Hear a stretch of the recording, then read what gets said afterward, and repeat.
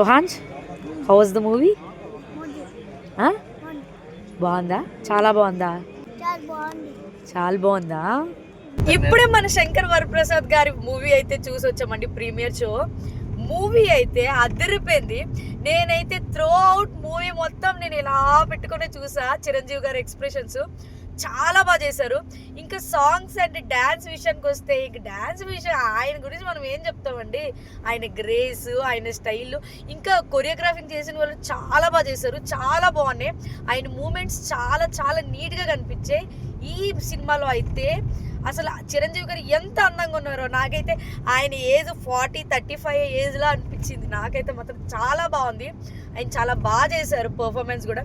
ఇంకా ఒక్కొక్క ఎక్స్ప్రెషన్స్ ఇస్తారండి మూవీలో.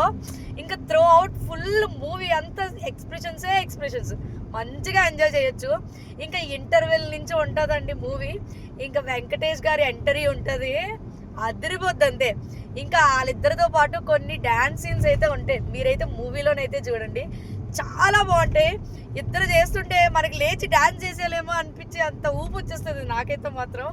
ఇంకా లాస్ట్కి వచ్చి ఏం చెప్పాలంటే, ఈ పండక్కి 2026లో అదిరిపోయింది అంటే మన శంకర్ వరప్రసాద్ గారి మూవీ అయితే అదిరిపోయింది. అందరూ త్వరగా వెళ్ళి మూవీ థియేటర్స్లో అయితే మన శంకర్ వరప్రసాద్ గారి మూవీ అయితే చూసేసేయండి.